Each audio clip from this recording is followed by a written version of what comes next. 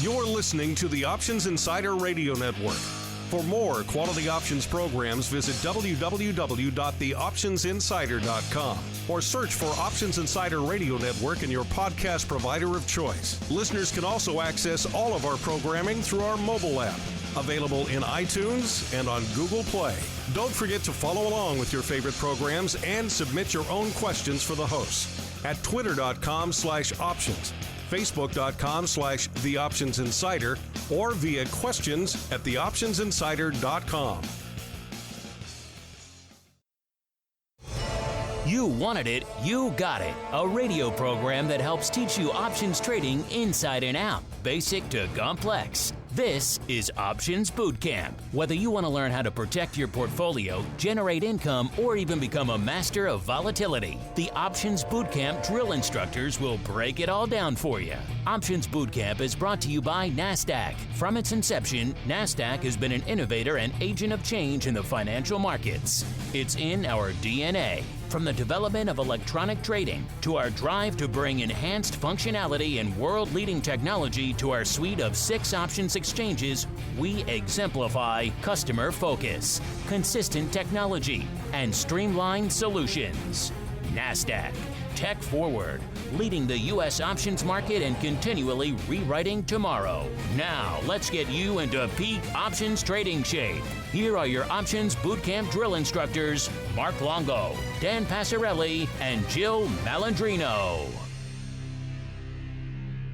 All right, everybody. That music means we're back with Options Bootcamp, the program here on the old Options Insider Radio Network, where we break down this sometimes impenetrable world of options for you, maybe the beginning options trader, or maybe you're a retail stock trader and you're thinking about dipping that toe in the proverbial options waters. Well, don't worry.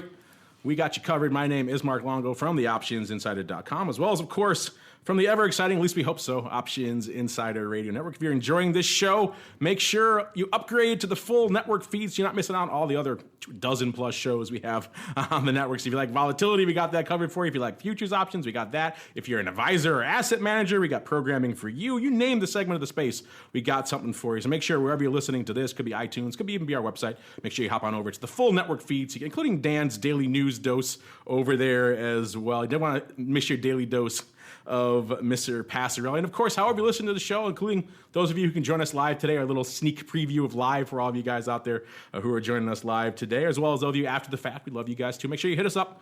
Questions, comments, insights. We read them all. We try to answer as many as we can, but we do read them all. And sometimes if the backlog grows too great here, we'll maybe filter them out to other shows too. But in general, we do read them all. So keep those questions coming. We do. Despite what Dan says, we do like to hear from you guys. And speaking of the aforementioned and aforeslandered Mr. Passarelli, I'm joined by my cohorts, my partners in crime, starting off with the black-hatted one, Mr. Passarelli himself. Mr. P, welcome back to the program, to the old Options Bootcamp program.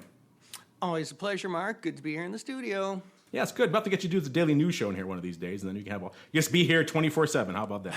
We'll have a nice breakfast when there's continental breakfast in the morning, and then nice lunch buffet, and it'll be good.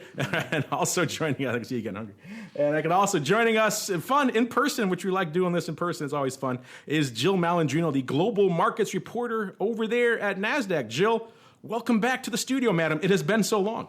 It's been a whole 5 minutes. It's been a whole 5 minutes. It's great to be here, and I will tell everyone listening, Mark actually does this completely unscripted. It is a work of art, and it's up. You just go and go. Also, it's completely, unshorn, no shirt and anything. It's crazy. So it's all kinds of madness going on here in the old studio. And of course, Jill, like I said, you are in town. We're kind of breaking the fourth wall here a little bit. Spoiler alert, we're recording 2 episodes back to back. But that said, Jill, you are in town here for the big FIAX. So give folks a little hint, a little tease what you guys are doing over there at NASDAQ. And maybe they could join you on Twitter or on the website, or maybe if they're lucky in person here in the city. Yeah, that would be great. We have a lot going on over Wednesday and Thursday. We'll be putting out over 25 pieces of content live from the FIA 2017 Expo in the heart of Chicago, covering everything from market structure to options, derivatives, and futures trading. Of course, MiFID and other regulations, everyone's favorite, cryptocurrency. So definitely encourage you to stay tuned for that. And we'll also be looking at artificial intelligence and machine learning for alternative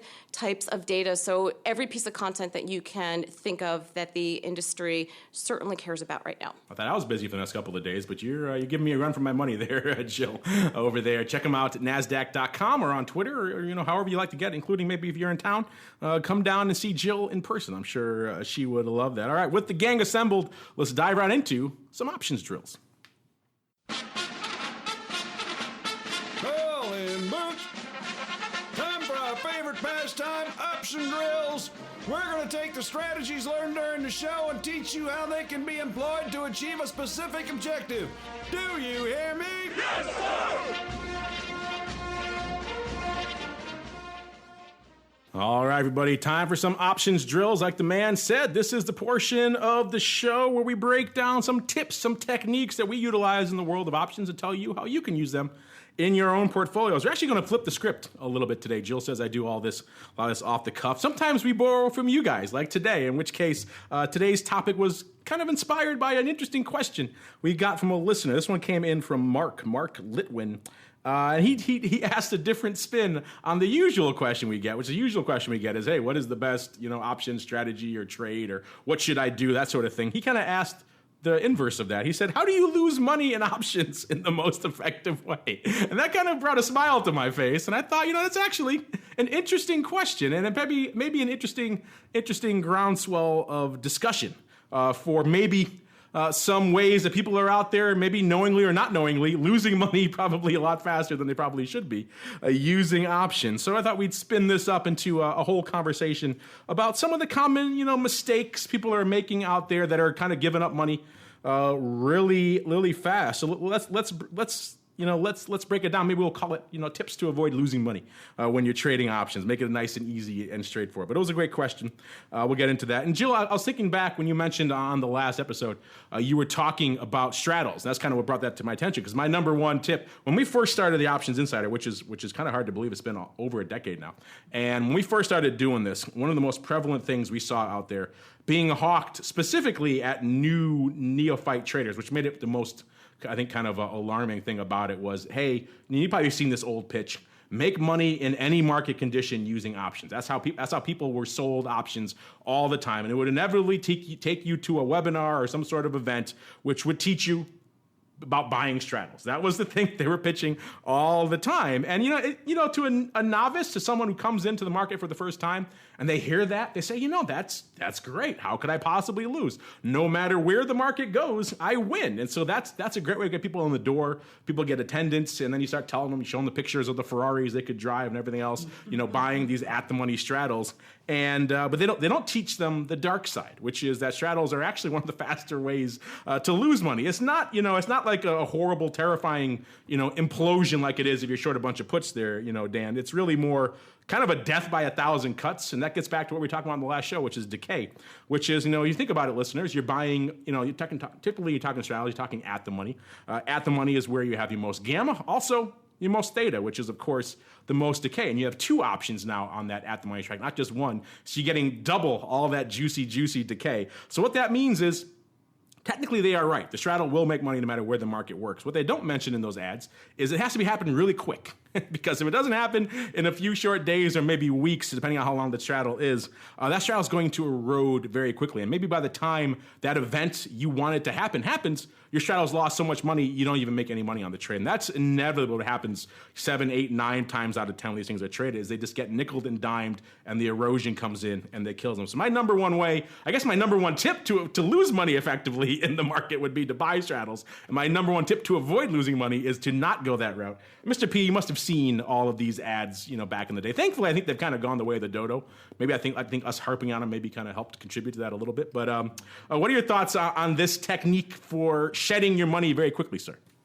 In regard to straddles, or just in general, the first question that we're talking about? Let's get the straddles first, and if you have an alternative suggestion, we can get to that after, sir. Yeah, the idea of straddles, that's the way that they were hawking them, as Mark put it, that's a very narrow way of viewing the market, because there's plenty of market conditions where straddles are not going to work out well for you. In fact, most of the time you're going to lose money trading straddles. Like the time when it doesn't work out is when there's not enough volatility, like now, for example. I like to tell people with options, like there's not two market conditions. There's not up or down. There's up, there's down, there's volatile, and then there's complacent. There's 4 market conditions. So, yeah, I mean, that's how that goes. So you're saying in your introductory mentoring class, your first class is not load up on all the straddles? That's not the first class? No. That's the upsell class. That's the more advanced. That's the more advanced. That's when they tell you they want the Ferrari. Then you say, okay, now you get the straddle class. I don't know, Jill, same question for you. I think thankfully this technique, maybe it's been usurped by Bitcoin strat. I don't know, something else. Maybe it's been usurped by iron condors, something else out there. But thankfully, I think some of the bloom has come off this rose. But what are your thoughts about this? It seems innocuous. It seems a simple thing. Like, just go buy some straddles and watch the market move, and you make money. But people don't learn really about the dark side until it's too late. Right, and Mark, you made an excellent point there. This is not a strategy that you could set it and forget it because of the time component in there. But as we spoke about in the first podcast, I do like to look at straddles in terms of my equity research and trying to gauge where we think a stock might move. Again, it's not people speaking out there, I think it go this way or that way, and making conjectures is actually money being put to work. So I still like to look at them regardless. But I would like to, an overarching theme is when we first saw the question, Dan and I kind of looked at each other, what's the easiest way to lose money? I'll tell you right now, regardless of the strategy, if you don't do your homework, if you don't educate yourself on options themselves, that is the quickest and easiest way to lose money. And I also want to caution you, with so many gurus out there on social media professing all these fabulous trades that they've made without a P&L to back it up, don't ride on their coattails and look for companies like Market Taker Mentoring. Like Dan, I've known Dan for almost a decade now, and these are companies that have been around that long, and he has a proven track record. I'm very sorry for you. So yeah, I know. So that's the whole reason why I came on the show today. So I think it's really important that you don't just listen to what's happening in the media, whether it's on network or social, and engage your strategies around that, but really do the homework and understand why options move the way that they move. Another, quick way to lose a lot of money. We see this quite a bit in the options market. This kind of analogous to a conversation we had on the last episode as well. People come in. They typically, when they first start with options, the old saw, the old line, the old rule of thumb is that, retail likes delta, pros trade volatility. And so when they come into it for the first time, they usually have a directional bias. They say, I think XYZ stock is going to go up. I want to buy a call on it. And then they typically do the analysis and look at it and say, wow, those calls are kind of expensive. But, if I go out of here away from in the money or even at the money and get out there to these 5 delta calls, these things are trading for a nickel or a dime. I could buy all of these. And so we see a lot of that type of analysis where people maybe will start off with the right thought process. They have some sort of outlook on the underlying. And then for price sensitivity, whatever reasons, they migrate into these very, very cheap out of the money options. And as a result, these things are cheap for a reason. They have very little in terms of bang for your buck. In terms of Greeks, there really aren't many, so you're not getting a lot there. In terms of anything else, it's pretty much all quote unquote extrinsic value. It's all the kind of fluff that could erode away to zero, and all too often does. I don't know, Dan, I'm sure you have a lot of people coming to your MTM as well. And this is what they want to do. They want to swing for the fences in these cheapy little puts and calls. What do you have to say for them when they walk in your door with this can't lose strategy? Yeah, I mean, like what I have said to people in the past is that options are complicated, but really in this regard they're actually kind of not. Like I think people are always asking me, well, what's the best strategy, for me to do? And I always say, well, there's not a best strategy. And they think I'm just like hedging or not telling them the secret answer, but there's not a secret answer, like if this was a football team and, like you were asking a great quarterback, hey, what play should I run every single time? Like you can run the play once and it'll work out great, but sooner or later the defense catches on and they stop you, so like, that's why there's different option plays. Like people refer to trades or strategies as an option play, kind of the same analogy there. So there's, the best way to be successful is to have a whole different variety of things that you can do. the toolkit, as I like to say. So hopefully if you're new to this show, maybe you go back and check out the archives. The show's been running for a while. We've got quite a few tools we can hopefully put in your arsenal over that time. Jill, same question for you there. This is a thing we see very common. I'm sure you see it quite a bit over there at NASDAQ these days. Oh, people, I like these options. These are kind of cool. Wait, these are really cheap. I'm going to buy a bunch of them, and often it doesn't really work out that well for them. Well, sometimes not just with the options, but in life, things are cheap for a reason. And out of the money calls and puts do serve their purposes in larger multi-leg strategies for sure. They're the reason why they do exist. And as we were talking about before, there are some out-of-the-money speculative quick trades that you could potentially make, like with money that you could afford to lose or you don't really care about as much. So, I mean, you will get some trades like that every once in a while, but to use it as a consistent strategy, and that analogy that you made, Dan, was perfect, that eventually people are going to catch on, especially in a more sophisticated market that we trade in now. So I think if you're going to use them as an isolated strategy, perhaps like once in a blue moon on a very speculative basis. This next quick tip, stupid mistake to avoid, may seem a little controversial, and it probably is for some people out there, because this is when a lot of people get excited. They like to trade around earnings season. We see a lot of questions coming around this time. People get jazzed up. It's an exciting time for them. But if you talk to a lot of pros, a lot of them tend to maybe walk away a little bit when it comes to earnings. So our next tip, number 3, is if you want to avoid losing money, at least particularly when you're new and starting off our options for the first time, stay the heck away from earnings event. And why is that? Obviously, there's a lot of attractive things about earnings, a lot of vol and things. But also, quite frankly, earnings are very much a binary event. It's very much a yes-no type of event. It's things that are happening that are very much out of your control. And so you could put on the best type strategy you want, and then still you could have something completely out of your control happen in earnings. It's the closest we get in the option space to really kind of just rolling the dice and letting it fly high. If you like that, if that's exciting for you, if you like that gambling type mentality versus trading, then earnings could be a great place for you because you'll get a lot of that. But on the downside is that we've seen a lot of people come in, and, Dan alluded to it earlier, the common strategy we see is people loading up on premium that's super inflated right before a big event, and the underlying moves their way after an XYZ stock. They buy the out-of-the-money call for a ridiculously inflated level. They don't really understand the vol levels they're buying there. And then the event happens, the underlying rallies in their direction, and they still lose money. They don't understand how that happens. It's because the volatility came out and it ended up hurting them. That doesn't mean you should go in short as well. I mean, that actually, and Dan and Jill, maybe you've seen this as well. I've seen a lot of data that kind of shows earnings is pretty much a straight crapshoot. Like, if you sell straddles, if you buy straddles, either way, you could lose money very, very effectively. There's no real one secret sauce there, which again kind of goes back to our point. There really is no secret sauce way to trade it.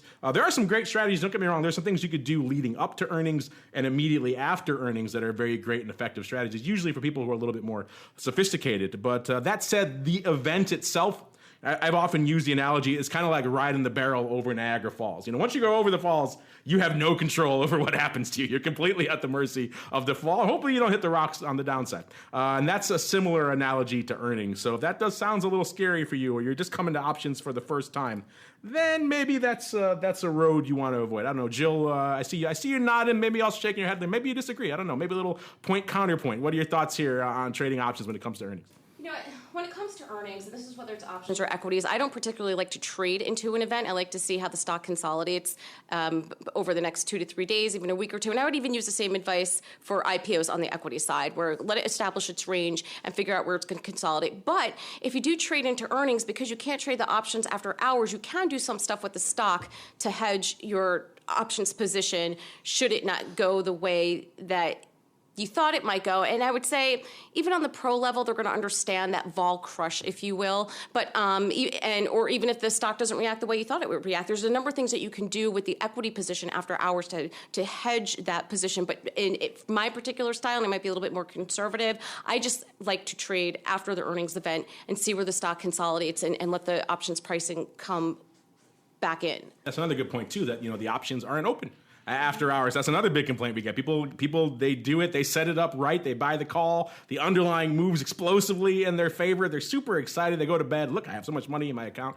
The next morning, the underlying opens up unchanged, and they have no recourse there. And obviously, as you mentioned, if they're savvier, they can hedge with the stock, but that requires a lot of excess capital, a pretty big account size, all that kind of fun stuff people tend not to have, particularly on the retail side.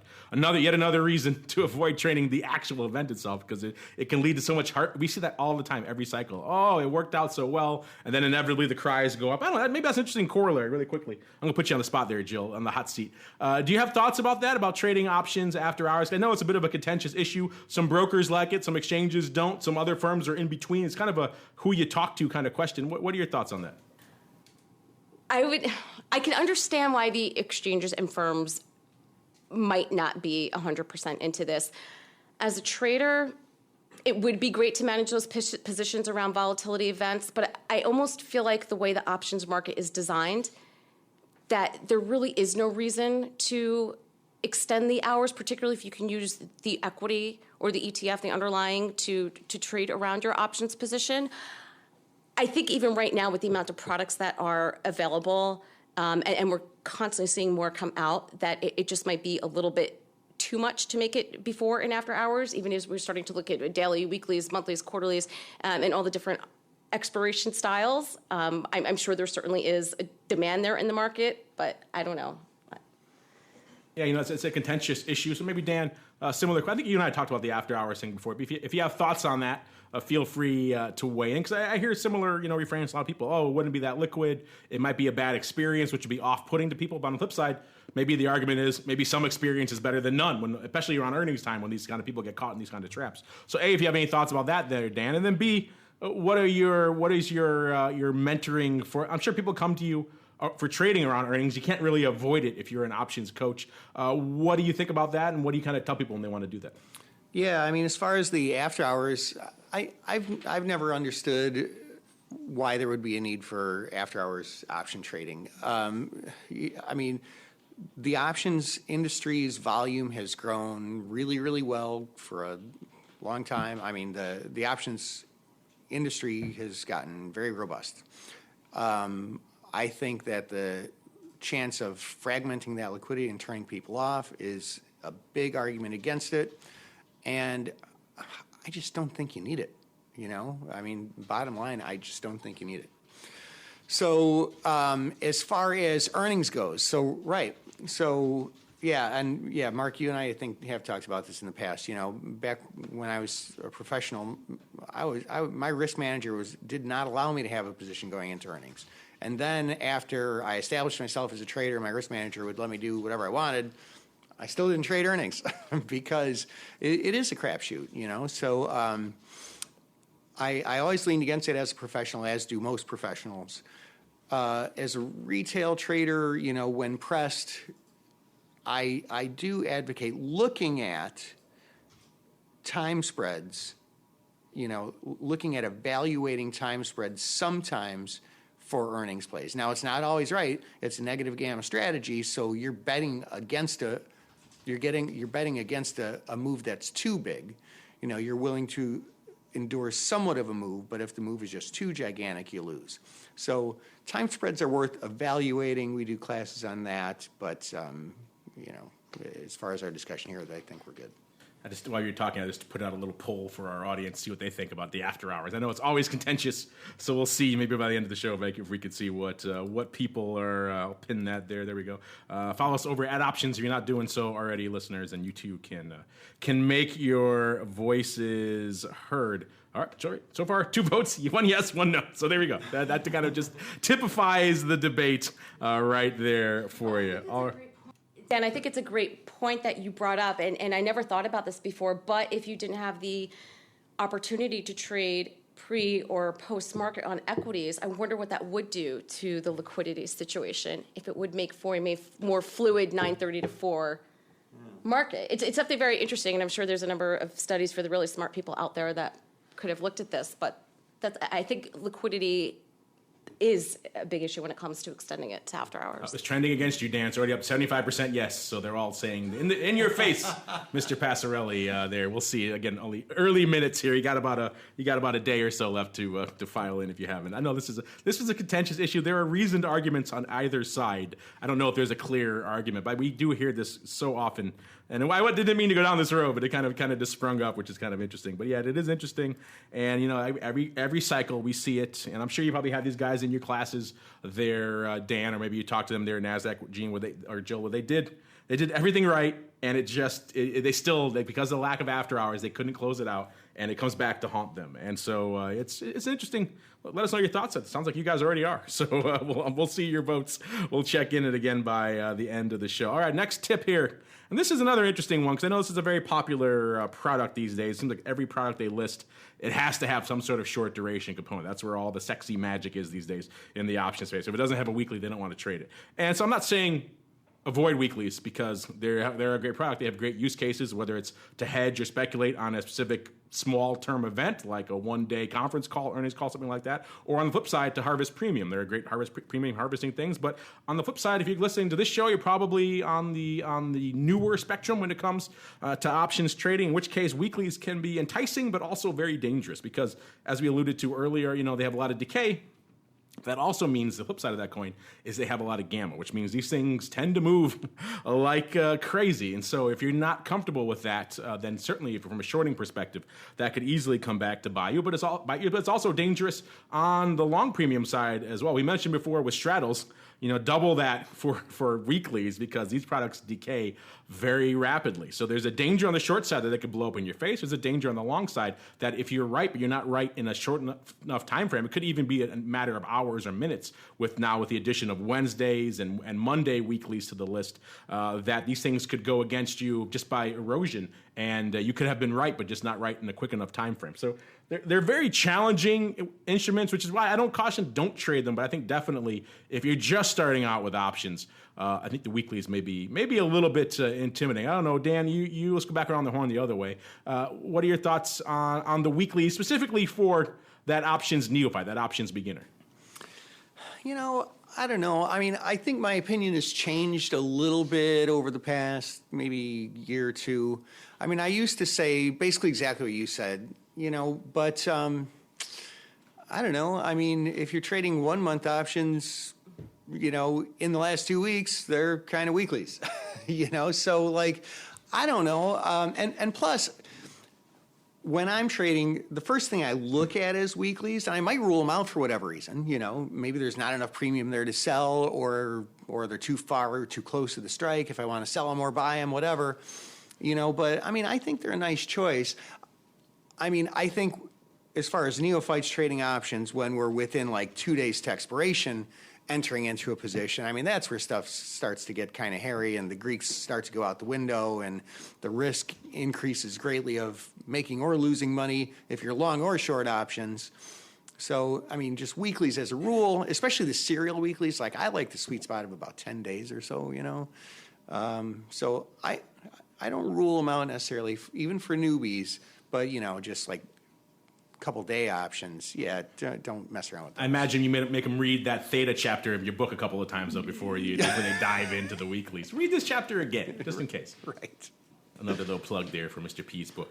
Same question for you there, Jill. Obviously, that's why I was cautious. I don't want to say a blanket prohibition, don't use them, because Dan's right. You get a couple of weeks into a monthly, it's effectively a weekly. So there are use cases that make sense, and certainly if you're coming in and you want to hedge against a specific event, weeklies are great. That's why they were created. What we've seen kind of explode up, in the interim, in the years since they were launched, was this massive premium harvesting use case for them, which is not really how they were intended, and that could also be dangerous. So they could be dangerous on both sides of the fence. What are your thoughts on the options newbie coming in and slinging some weeklies? They do serve their purposes in time spreads, especially if you have a more nearer dated event. And of course, like you said before, with earnings or some specific vol event, whether it's going into the Fed or employment numbers or an FDA decision. So they do serve their purpose there for sure. But from what we hear about, we are typically focusing on a little bit more longer term income producing strategies, hedging strategies, whether it's on the indexes or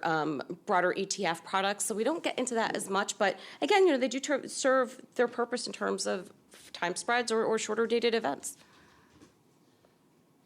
And I kind of knew this after hours topic is already taken off of people. People are getting fired up about it. You got some people chiming in. We got New York Doe. He says he agrees with you, Dan. They should kill all post and pre-market trading 9:30 to 4, open to close. That's it. He's obviously on East Coast time. We'll forgive him for that.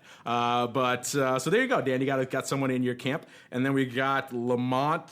What is this? This is easy for me to read here today. Lamont Maurice saying he thinks they should have been they should have been done. The current system is archaic, especially with all the technology we have. I'm not sure. I guess he's arguing for it. So there you go, Jill. One for the pro. I knew this is such a. I'm kind of on Dan's side. Oh, you come around. So you've been talking to him in the interim. Yeah, he's been whispering in your ear. He's lured you to the dark side. From a product perspective, I can understand why. But like I said, Dan brought up an excellent point in terms of how it would impact liquidity, and it's really interesting to see if there would be a study done if they were to eliminate pre and post market trading overall, how it would affect 9:30 to 4, or what are you guys, 10:30 to 8:30 to 3, yeah. Yeah, us here in the one true time zone, the central time zone, from whence all things emanates. Yeah, so okay. The thing is though, like, it's important to avoid knee-jerk reactions too. Like you start to think, well, this show is all about knee-jerk reactions. Sure. Look at this, we're getting people firing off the handle on Twitter. It's great. It's all knee-jerk.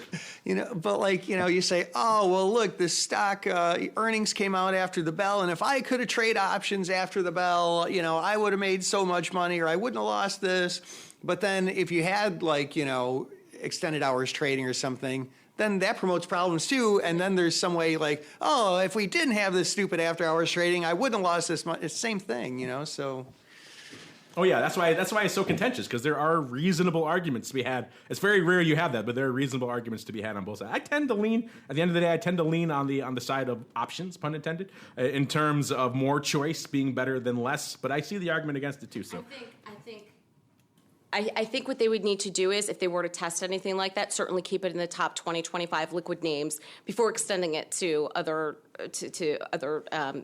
That's kind of what I've seen for proposals, like, some sort of limited pilot, maybe around earnings season, limited to your FANG stocks and S&Ps, some of these other things that are kind of penny wide, pretty liquid anyway. You're not certainly in some pink sheets thing that trades in it once a day, and maybe limited to only earnings season or that week before and after. So obviously there'd be some questions about implementation there, but that seems to be the way I've seen it proposed, is some sort of limited pilot. Try it out and then see. I mean, like I said, there are arguments for it. Let us know. You guys already are letting us know what you think. So, as I knew it, this question, whenever it comes up, it tends to draw a lot of different viewpoints out there. All right, let's see. Number 5 on our things to avoid, stupid mistakes, things to avoid when you're trading options, ways to shed cash needlessly if you don't want to. I'm sure you guys have both seen this one as well. It seems like there's this mindset, especially we were talking about weeklies before. When the weeklies first started getting popular, people started coming in hitting that bid as soon as they were listed. So you saw this really aggressive theta crush very early, where people would almost oversell these things to the point where you'd get to Friday afternoon right before a weekend or a long holiday, even worse, and people were still selling these things right into the close, thinking, hey, I don't want to hold these things. I want to sell them and not have to pay for the decay over the weekend. Not realizing, they skipped that chapter in your book there, Dan, not realizing that the levels of decay they were selling were already at Monday's level, sometimes even worse, sometimes even into Tuesday. So what you were effectively doing, you weren't collecting any decay for that weekend. You were giving away a free weekend's worth of risk to whoever bought that from you. So that actually opened up. The flip side of this is that means there are sometimes buying opportunities ahead of these events, which seems counterintuitive. But maybe you can get a free weekend out of it, and then at the very least, opens up Monday, you kind of scratch it, and you go from there. So I think another tip out there for people would be, they start learning about options, they think about decay, and they think, oh, I want to sell it right before this big weekend or whatever, but they have to realize market makers are not idiots. They start squeezing that decay out a long time before we used to joke on the floor of the SIBO. Sometimes if it's a quiet week, it starts coming out on Wednesday. They don't want to hold it at all. So by the time you wait till Friday afternoon, you're way too late. Unless there's maybe a non-farms in the morning that'll give you a couple hours reprieve there, but other than that, you're kind of you're dancing with danger at that point. So interesting tip. I don't know, Jill, you have any thoughts about that? The notion people still have, some people out there, of just coming in and just blasting things out before the weekend and get that nice free weekend worth of decay. I feel like I happen to agree with you. I feel like if you're going to see anything, it's going to happen on the Wednesday or Thursday before, and Friday's kind of more of a snooze fest than anything else. But it's really interesting, going back to what we were saying in the first conversation. Everyone is questioning the direction of this market, and they're so afraid to do anything over the weekends or to do anything through major events because they just don't know when that vol is going to come back in. So I think you're going to see that more now than you might have seen in the past, for sure. And if they're doing anything, it's going to be intra-week versus on the Mondays or Fridays around it. Dan, how much of your theta chapter is devoted to this? And then, what are your thoughts about this? This phenomenon that used to exist, quite frankly, but doesn't really exist anymore, of getting this kind of free weekend's worth of decay by selling. I've got 17 chapters in my books dedicated just to this. Your 300 chapter book, just 17 of them just on theta. Yeah, like the way I'll explain this to my students sometimes, is like, okay, imagine if, like, how it worked is that when the bell rings at 3 o'clock every day, then everybody moves their models ahead, one day, and theta comes out right at the very end of the day. Okay, so just keep that in the back of your mind. And then just imagine, what if you as a trader knew that at a certain time every day, this one thing would happen? What would you do? You would sell options at 259, right? Because so that you could be short going into the next day, and there's your free money. But then somebody smarter than you would sell them at 258. So. I mean, that's how it works. Like Mark said, well, I somewhat disagree with Mark. Mark said market makers are not idiots. I've met a couple. I have met a couple. As former market makers, we could say that. Yeah, right. Yeah, so, I mean, that's the thing, is the market is always anticipating. They're pricing things in, and some of what they price in is theta, a part of a day or a full day, or leading up to the weekend, a couple of days. Maybe we should say recovered market makers, reformed market makers, rather than just former. Well, that's just some interesting tips we have. I don't know, Dan or Jill, if you have any you want to add to that list, let me know right now. We could toss it into the mix. Obviously, we had a fun conversation. We probably keep going about the after hours. We got some questions too. Anything else you guys want to add to the mix? Dan, I see you kind of wriggling in your chair there, sir. Just throw some more stuff at us, and Throw some more stuff. Okay, we can throw. If you want things thrown at you, I think the listeners can accommodate you, sir, with a little bit of the old mail call.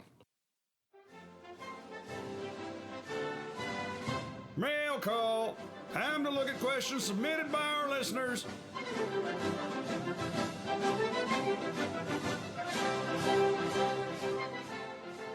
All right, everybody, welcome to the mail call. Like the man said, this is the portion of the show where you guys take the reins. Let's just check in really quickly on what you guys are thinking right now for regards to our live poll here on After Hours. Oh, so far, take a guess. I won't cheer. Dan's probably cheating right now. What do you think is winning? You looked, didn't you? I tried to look as soon as you started, I know you cheat. I know you by now. That's why you're the black hat one. What do you think is winning, Dan? And Jill, you can guess after. I think that After Hours is winning. Yes to After Hours? Yeah. By like a large percentage, small what? I would say 65% say yes. Jill, if you did not cheat, what do you think the answer is? I'll give you a hint. He's close. I was going to say it's got to be like 70-30 skewed to after hours, something like that. Yeah, it's right now 61% for you. You sure you didn't cheat? I don't know. I don't trust you over there, the black-hatted one. 61% for yes, 39% for no. We still got a day or so left, so we just got people are pouring in, so we'll check up again at the end of the show. Let's see how many we got here. We got a lot still to get to from our question.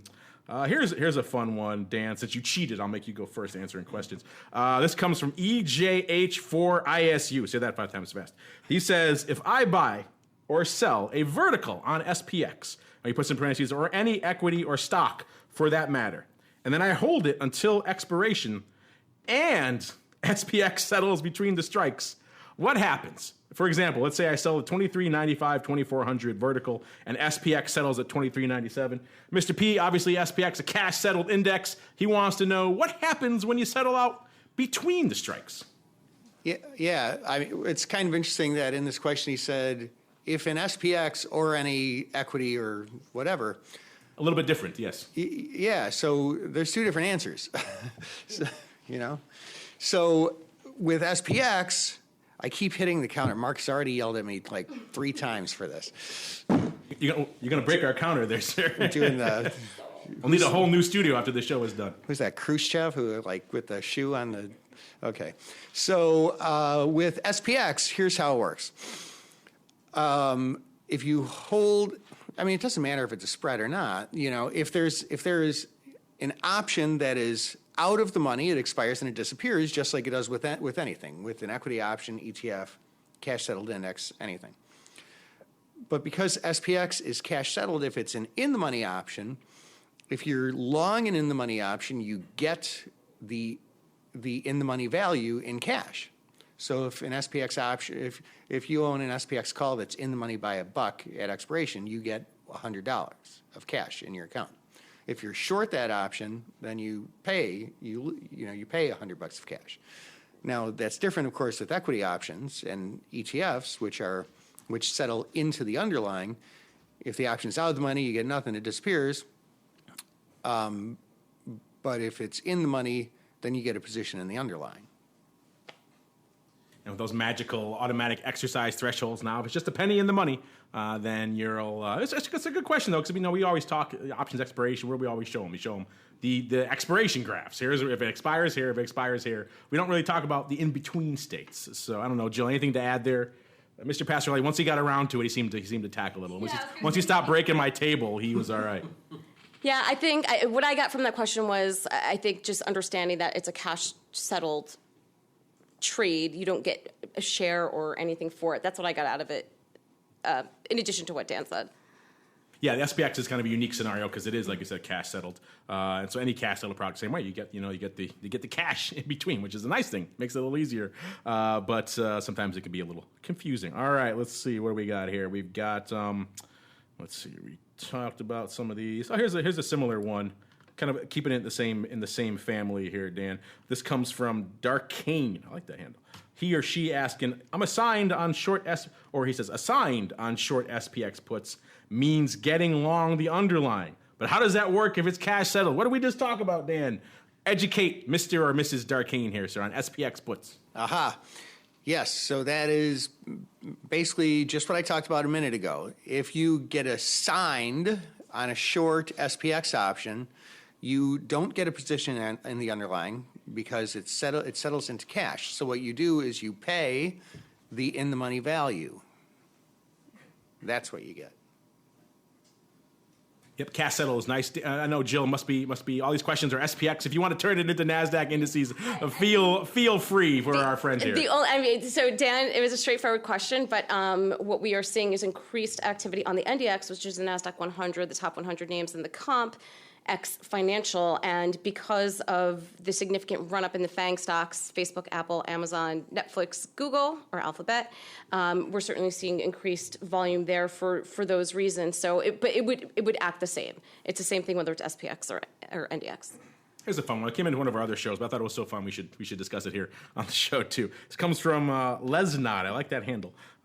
He or she asking, how the heck do you get out of straddles? One side of the straddle is always a loser, right? So this kind of goes back to what we were saying before about straddles. And it's funny, I haven't thought of it in those terms before, but you're actually correct. Of course, there's that old saw, make money in any market condition. The underlying moves your way. You're super excited. But the flip side of that, Jill, is that the straddle, the other side, is a loser. So what do you do with this losing leg, Jill? You got this thing that's whirling your way, but you're losing on the other hand. So are you really robbing Peter to pay Paul? Well, you know what the thing is, if you think that you're going to continue to get the move on the winning side, get out of the losing side, and then just let the winner ride.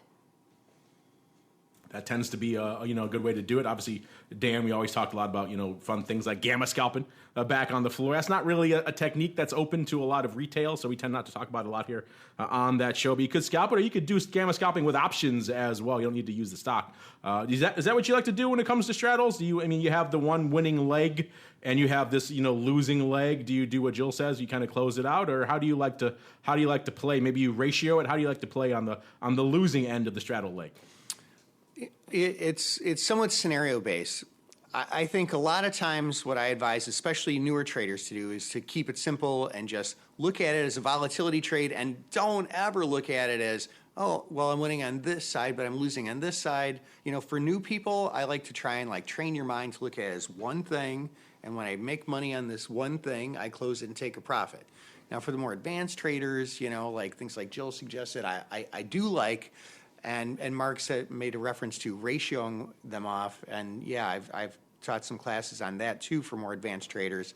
Basically, what that is, it's like being kind of quasi delta neutral.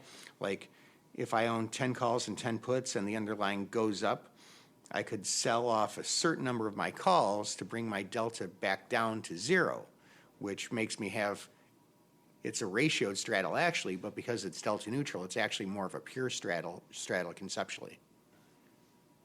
And that's an approach a lot of people like to take. They like to take that, keep the party going, keep the leg long, but it's winning for you, but also maybe take some of that off the table and also on obviously the leg that's losing. And hopefully in this scenario, Mr. or Mrs. Lesnod, your winner is outpacing your loser, in which case that's a very glass half empty kind of way to look at the straddle.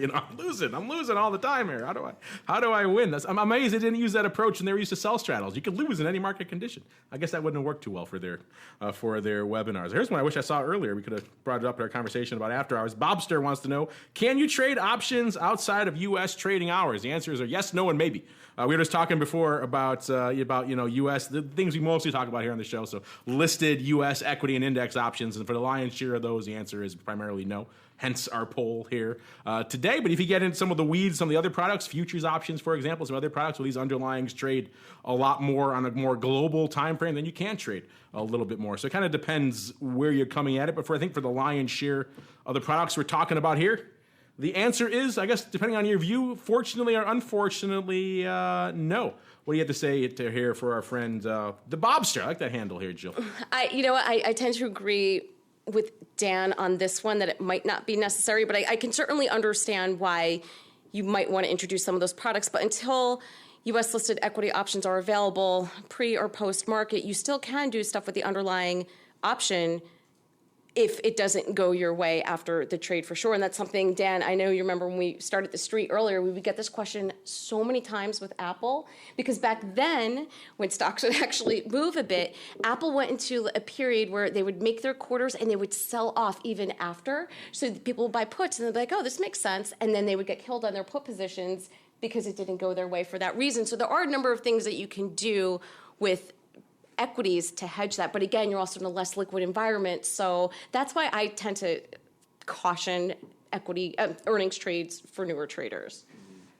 Again, the contentious issue continues to unfold. Scott Stewart saying derivatives of stocks should trade when stocks trade, which, they are trading after hours. So there is that argument to be, again, that's why I like this. It's kind of rational minds can. That's why I think maybe we need to have more of a discussion. I try whenever I go to big industry conferences. Maybe I'll do it this week at FIA. I like to do it at OIC, and I like to press people on issues like this because A, I know a lot of people are interested in it, and then B, there seems to be maybe some middle ground we could find where right now the answer is just kind of a blanket no. But I know a lot of firms out there maybe like to see a little bit more. If you're a prop trading firm, maybe you don't want to staff up. So there's a lot of pros and cons to all of this. But I think there's some way we could work out some middle ground. You two agreeing too much over here, so we need someone else coming in here to interject a little bit of the other side of the equation here. Here's this guy's violating our laws here, Dan, but he's all right, so we'll let him. He writes in a lot, so we'll let him ask a second question on the same show. The same EJH4ISU. He says, let's say, for the sake of argument, you're short naked. You're naked short, Dan. I know that's hard for you to imagine. You're naked short a bunch of puts, and the trade goes against you, and you don't have the money to pay up. What can your broker do to you? I think maybe he's envisioning the Lenny and the goons coming to your house to break your legs. In reality, though, the scenario probably is in this environment where, risk controls are so tight, margin is so tight. I have a hard time envisioning a scenario where it gets to that point. Quite frankly, any good broker should have contacted you, you'd hope, long before that kind of scenario came to pass. But I don't know. Do you have any horror stories you want to share with EJH here of when the goons came to your house, Dan? Well, the first thing you should do is you should recognize that it's not your fault, that, clearly it's somebody else's fault.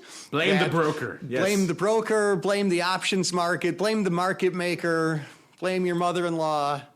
That does happen. So first of all, here's a good solution. Don't be short, as you say, a bunch of naked puts. Then you won't have that problem. But if you do have that problem, it is like Mark said, the broker will send goons over to your house to bust your kneecaps. Yes, that is how it's done in the options business. A lot of the goons. I know, Jill, you moonlighted as a goon for a while. I think you want to add here for EJH, who's concerned that his puts are going to come back to get him, I guess. Well, Mark, as you had said, chances are that their broker has restrictions and margin requirements in place, and that most likely wouldn't happen. And this is one of the things that concerns me in this market environment where selling premium has been a no-brainer trade. I hate using that phrase.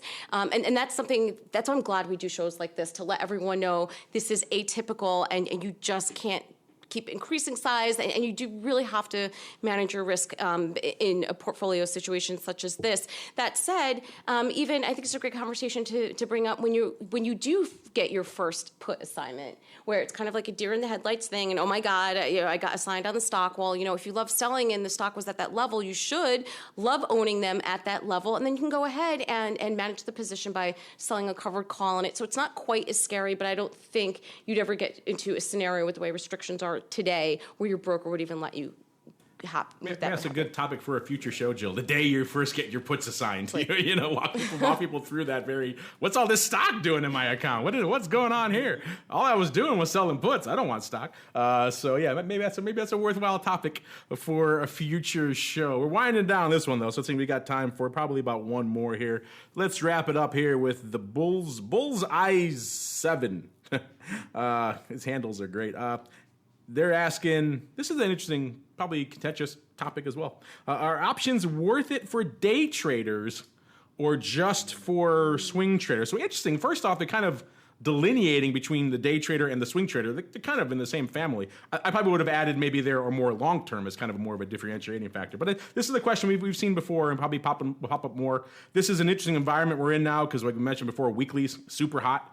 These things decay very rapidly. They're high gamma, so they're more geared towards short-term trades. Maybe it's simple to say now in this environment we're in, it's probably the best environment we've ever had for capturing that type of swing trade. And in the past, your only choice really was a monthly option, and it's not as ideally suited for capturing that kind of intraday. Now we have Monday weeklies, we have Wednesday weeklies, we have Friday. I mean, it's probably in the next year or two, probably going to see the other 2 days filled in there. So probably we're heading down the path of having daily expirations. So it's kind of hard to say that options aren't that well suited. But that said, I know, Dan, you probably take a dim view of this. You're more of you like your 90 delta calls. You like to trade there all the time. What do you think for folks out here? I mean, you like to mentor, like you said, investors versus traders. He's obviously leaning on the latter portion of that. What do you think about options for that more short duration kind of swing trading use case? I mean, I have never once in my entire 24 years in options met somebody who made money in the long run as a day trader trading options. I think it's way too difficult because here's why. Because if you look at a typical option chain, you see that the higher delta in the money option, well, first of all, the only thing you would trade is in the money options because out of the money options, the deltas are way too small. Spreads, there's too big of a time component to it. You need to try and make money on theta, whether it's a credit spread or a debit spread. Straddles, that's just go to Vegas for that. So the only thing you could really do is buy in the money puts or calls, and the bid-ask spread is too wide on them. You would have, even with the bigger delta, you'd have to have such a gigantic move to cover the bid-ask spread in a typical underlying that it's impossible.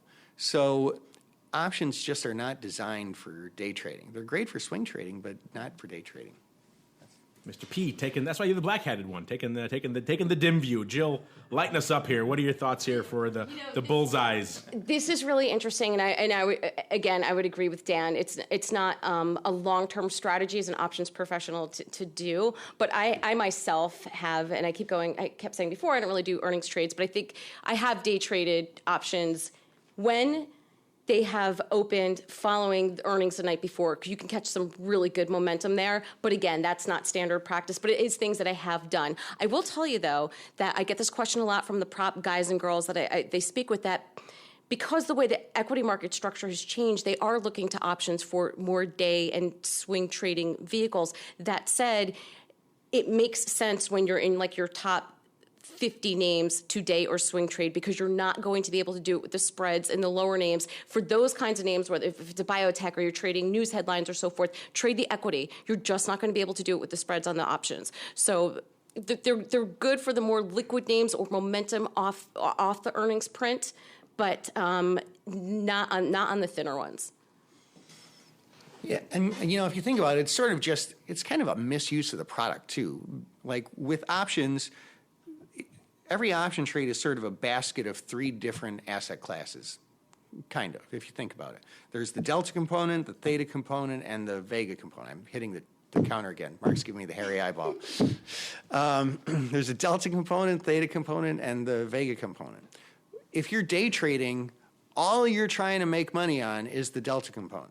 So you've got this theta component, which I guess kind of really doesn't matter because time doesn't pass. Although, as we've established in a previous question, time actually does come out during the day, so you do end up having small theta exposure. And you do have some volatility exposure, but it's not what options are designed to do. It's, pounding a nail with a screwdriver.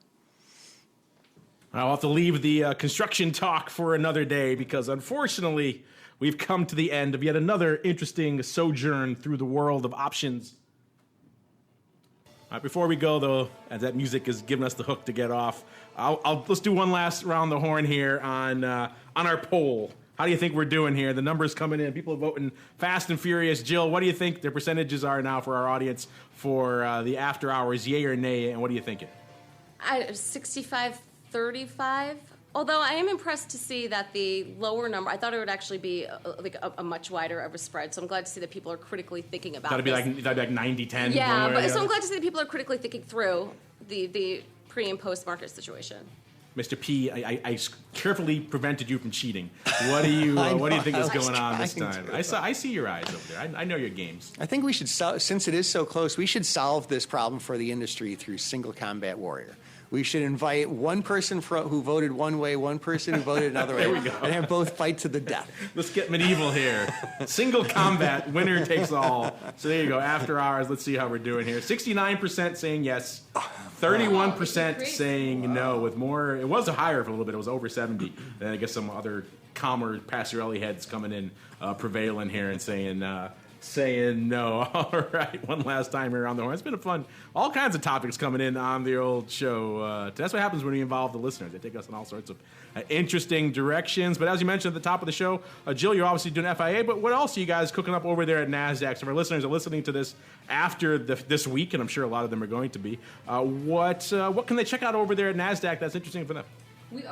We are covering everything from options to derivatives to equities, fixed income, cryptocurrency is another huge topic that we're taking on, and of course market structure and all the regulatory changes coming in 2018. So guys, hit us up on NASDAQ at Twitter or Jill Malandrino at Twitter and send in your suggestions and ideas, and if you'd like to be a guest and you're one of the experts sitting out there, we would love to have you on because there's no shortage of topics in this industry. What are you guys doing? Bitcoin, obviously a hot topic. What are you guys doing over there in the crypto land these days at NASDAQ? We are the blockchain technology is what we are incredibly focused on right now. All blockchain all the time. Why don't you go ahead? I'll pull it up here, but I don't want to butcher it for you. Why don't you go ahead and spell your handle, your last name for them if they want to follow you so they can do it really quickly. Yeah, Passarelli and I are in competition here. So it's either at NASDAQ or Jill Malandrino, JILLMALANDRINO. And Dan, if they want to follow you, it's 7 S's, 3 R's, 2 Q's, and a Z, and you can get Passarelli. Aside from that horrible misspelling of your name, what's cooking over there in the land of market taker mentoring? Oh man, there's tons of stuff cooking. We're always coming up with new classes to help get the questions answered of people who want questions answered. One thing is we had a trial. I forgot about this before. You know what? We recently ran a little bit of a trial of our group coaching class, which is a daily class where you get about 10 actionable option trade ideas every single day. It's a 49. You can try this class for $49 for a month. If you go to markettaker.com/GC markettaker.com/GC49, right? markettaker.com/GC49. You can join our class. It's a webinar every day from 9 to 10 a.m. Central Time. Our head coach, John, great guy, former Goldman Sachs guy, he gets on. He talks about 10 trade ideas a day during live market hours. Some people join just to trade the trade ideas. Some people join, just to learn from somebody who's been doing this for decades. It's a great class. It's our most popular class, and we'd love for you to try it. So that's markettaker.com/GC49. That's the code? Yes, sir. All right, and Market Taker's 2T listeners, market and then taker. They don't chop out the T's there, so make sure you find that and sign up for the class. Be interesting stuff. And on behalf of Mr. Passarelli and Jill, and indeed myself, I want to thank all of you out there in the listening audience for downloading, streaming, subscribing, sending in your live comments, of course, for voting in your poll. I'm looking forward to see how that settles out, even though I think I have a feeling how it's trending. You never know how it's going to wrap up. And we'll see you next time for more Options Bootcamp.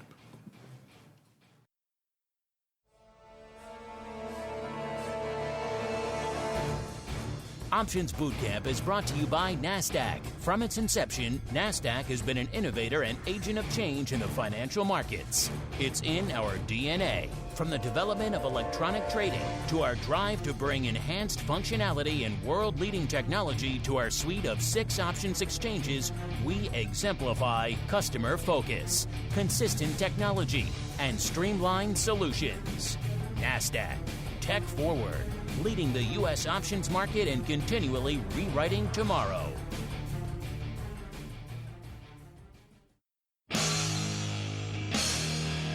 The preceding program was a production of the Options Insider Radio Network. For more quality options programs, visit www.theoptionsinsider.com or search for Options Insider Radio Network in your podcast provider of choice. Listeners can also access all of our programming through our mobile app, available in iTunes and on Google Play. Don't forget to follow along with your favorite programs and submit your own questions for the hosts at twitter.com/options, facebook.com/theoptionsinsider, or via questions at theoptionsinsider.com.